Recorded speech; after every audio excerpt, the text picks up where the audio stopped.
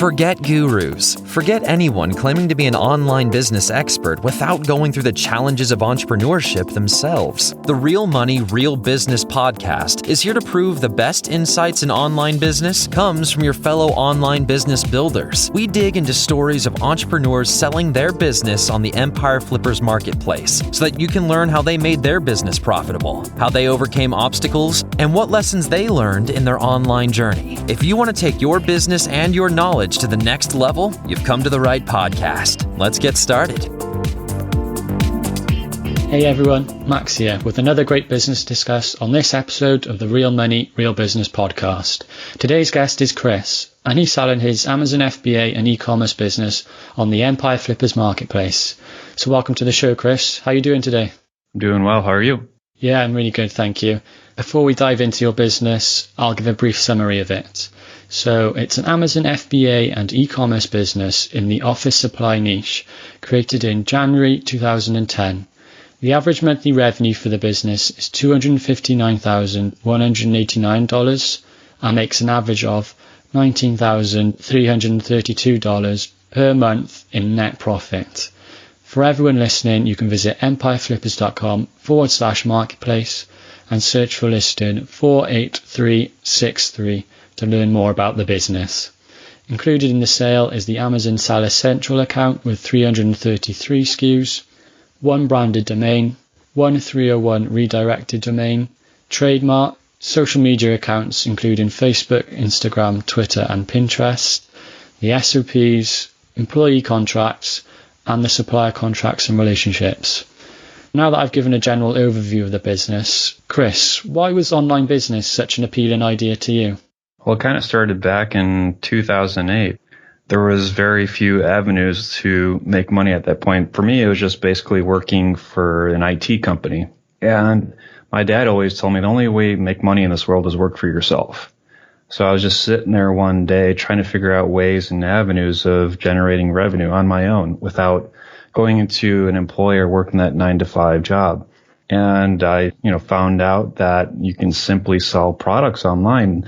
At that point in time, it was relatively new, but there wasn't a lot of competition either. So it was a good inception point for me of trying to learn the business and tackle and start some kind of e-commerce company. But in 2008, that's something I did a lot of research. In 2009, I started my business. Was this one of the first ones you set up, or did you have any other experience in online business by that point? I used to sell stuff on eBay back in the day, pretty much with, anyone. They had junk around laying in the house or things that you didn't need any longer. You just sold it on eBay. That's probably the extent of my selling online. But all the research I did and everything I found out was kind of just read. I would call it YouTube University style. You just learn online. Yeah, that's something that we've heard a lot. And I think the eBay route is definitely people's first introduction to making money online. So going into a bit more specifics about this business, how did you come up with the idea to start this one? So actually, 2009, TVs were relatively expensive, not like they're now. So you're paying $1,000, maybe $900 for, 65, 70-inch screen. Back then, TVs were $15,000 to $20,000. So I'm always the kind of guy, if there's a gold rush, I want to be the guy selling the shovel. So I was always going to be an accessory part to some bigger thing. So at that point in time, flat screen TVs came out. It was a hot selling item, but there was not many TV mounts. So I got with this company called Ergotech, and they started developing and manufacturing TV mounts. Not only TV mounts, but monitor mounts and multi-monitor screens for New York Stock Exchange, investing, trading, and also home and use. So getting into that niche was kind of my start. I basically went out and found this shopping cart called CS Cart. I believe they're still around. Majority of people use Shopify now, but basically created an e-commerce store by myself, did some small coding, hired out some graphic artists to do some things there, and started putting TV mounts and monitor mounts online. So how does this primarily make money then? You mentioned it's Amazon and e-commerce. Would you mind just telling us a bit about how that split works? Well, when I was doing it prior, majority of the stuff wasn't FBA or Amazon. Amazon wasn't a big player at that point. It started probably in the past 5-6 years, I would say, where Amazon became a big player and started taking over that large market share where, your regular .com business was suffering like just everyone else. You have this big giant Amazon coming in and everyone's going there. Majority of people nowadays, they don't go to Google to look for a product. They go to Amazon, first place they search. So I would say when that was starting to hit, I kind of, moved all the products onto Amazon. So just started growing from there. And Amazon's such a great place. And you don't have to be tied down to a specific niche. And I would have to say I didn't. I started off with office equipment, and then I started diversifying even in the pet products and other products as well. But Amazon's a great platform, and I would say majority of it now is probably 90 to 95% of it is Amazon based, and it's just they move product better than anybody, and you could generate a ton of revenue. And you sort of talked about it briefly there, but why do you think people should choose this business model? What was so appealing to it for you? Well, several reasons. It's kind of, if you diversify enough, it's kind of like a fail safe. There's no seasonality. There's nothing. You can generate revenue on a consistent basis every single month. And you're with a large company, which would be, I would say, call a partnership with Amazon. And then I believe I've been an Amazon seller for 9 or 10 years already. So there's a bond there. There's almost like a little cloud of protection of your business. Plus, dealing with them is pretty nice. And also, you don't have to really hold any inventory or anything in your warehouse. So everything's just sent from the manufacturer directly to Amazon. So hands-on experience, you don't really need to touch your products. There's some products I've never even seen in my life. It all just went through Amazon FBA and people bought it and you just collected the money and reaped the rewards. Would you mind going into a bit more detail about how the supply chain works and the process of getting the inventory? So we have two different channels. One would be directly our products, the ones we branded under our brand that comes from China or Taiwan. And if we're going down that route, obviously you place the order, it goes on a boat, goes into port in Los Angeles. And then from there, that inventory is put into either a 3PL warehouse or it can go to your current warehouse, wherever it may be. And we usually put about 30 days inventory of supply into FBA. And when we reach a certain threshold, I usually market about 35% inventory left. We put a reorder in, and that little circle continues. With our wholesale partners, we do the same thing, but basically you just put a PO into these vendors and they ship probably next day or the following day. What do you currently do in terms of marketing for your business? As of now, not too much. Like, we don't really spend anything on AdWords, nothing on YouTube. We have probably one social media guy does a couple of posts a month, but there's not a lot of expense right now. And I would say if I were to grow more, I'd probably tap into that market, but it's been sustainable and I haven't felt like I needed to put a big budget into marketing. Where does the majority of your traffic come from then? Is it Amazon organic? Do you run Amazon PPC ads? I would say a lot of it's organic. The products that we sell have been around for quite a while. The brands are known and they rank pretty well just by themselves. So don't even need to run PPC on most of the stuff. People are already looking for it. So it's not like you need to tackle certain keywords to get attraction to it. The attraction's already there. Demand for the products is relatively high. Could you describe the sort of amount of work that you're putting into this business personally? Well, I would probably say depends. On the daily, maybe an hour or two, you can even get away with less. You can probably be on a cell phone most of the time. Depends on how much work you want to put into it. I have this, a good group of people who run the day to day. You probably need two people, one cutting POs, one who does customer service, which I have, and then the owner, and you can interact any way you want. It really depends on how much energy you want to put into it. Honestly, you could probably just let it run as is and don't need to do anything, just collect a check every month. With these two employees that you've got with you, could you describe a bit more about their roles and whether they'd be willing to continue with a new buyer? Oh, yeah. Two people that I run the Amazon stuff. One's Edgar, one's Janelle, and they've been with me for a little over 7 years now, maybe 8. But basically, Edgar's day-to-day is handle all the questions or anything that's pertaining to the products. And he does all the inventory, does all the purchase orders, and deals with all the vendors. And Janelle kind of oversees the whole operation and then reports back to me. Cool. And they'd be willing to work with a new buyer, do you think? Yeah, absolutely. I mean, that's what they've been doing for the past, 7-8 years now. So I'm sure they wouldn't mind doing it any longer. Cool. And diving in a bit more to the sort of the listing description, included in the sale is a 301 redirect. Would you mind just telling us a little bit about that?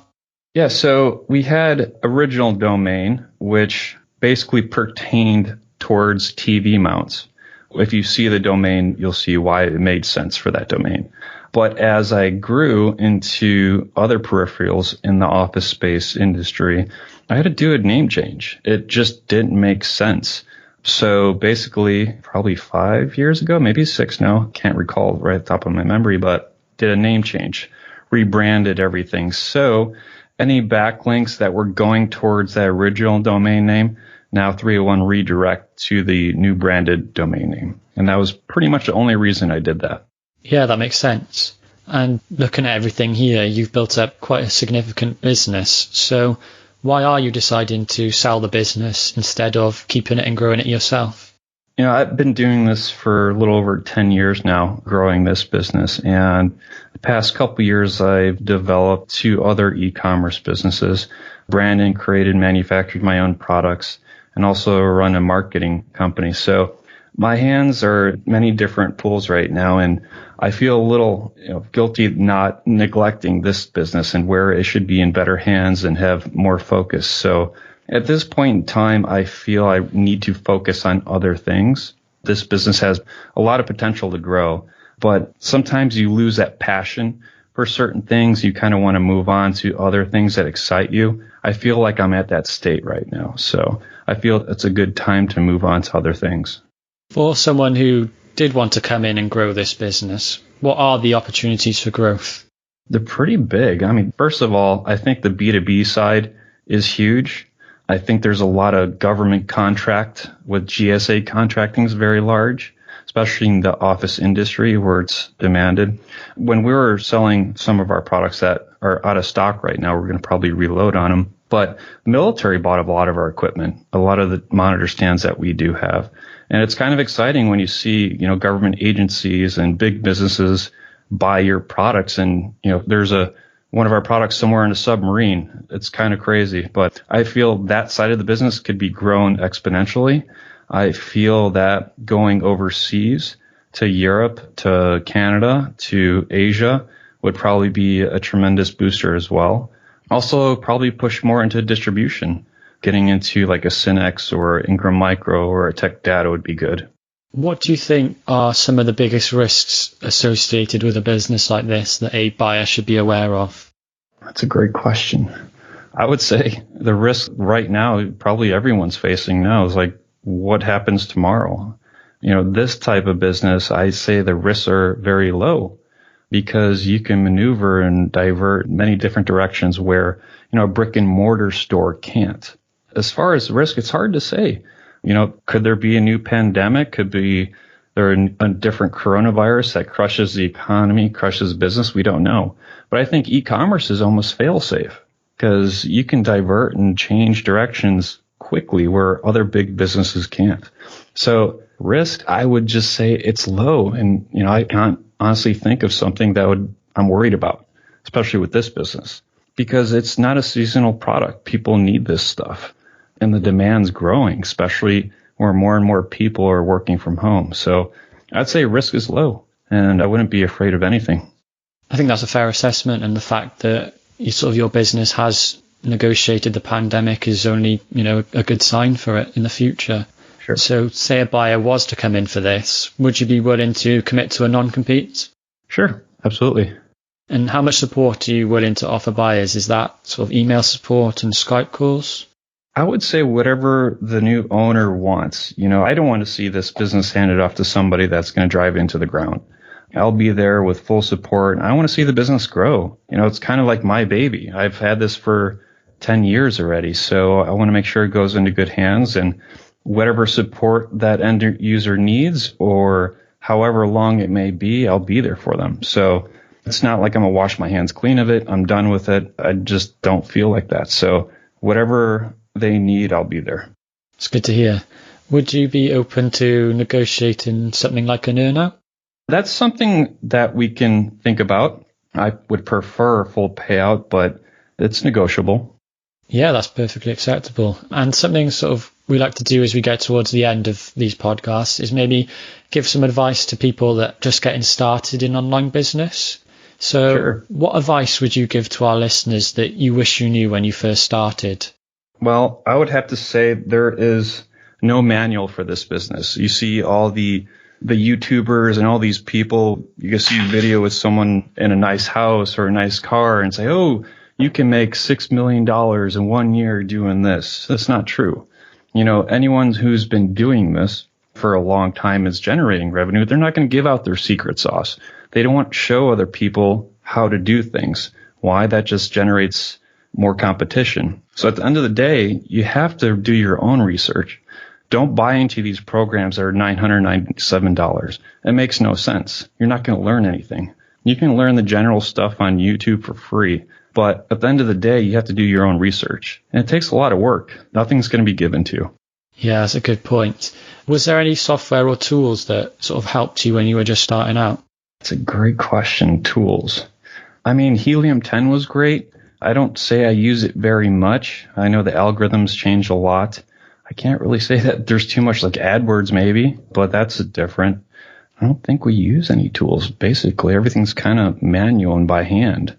I would just say at the end of the day, the only thing we really use is Helium 10. There's no tricks to the trade. Amazon's smart enough to know what's out there. Anything trying to manipulate their system, their algorithm, especially Google, they know about. So we try to be as organic as possible. And that's been a good part of our success. Yeah, and the last two questions from me. Putting yourself in the shoes of a buyer, why do you think that this is a business worth buying? Sustainability. It's been around for 10 years and it's growing every single year. And it's not like we're selling fidget spinners that's going to disappear in 6 months' time, or, the newest, hottest fad and it's here, then gone tomorrow. These are products that have been around for a long time, brands that have been around for a long time.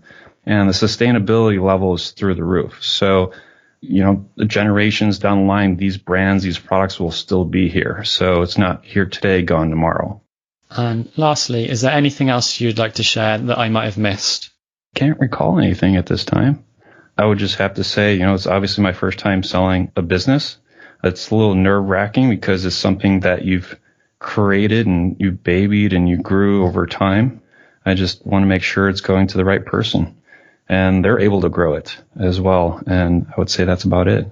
I think that's a great point to end on, really. So thank you very much for joining us today, Chris. All right. Thank you. Okay, everyone. Thank you for listening.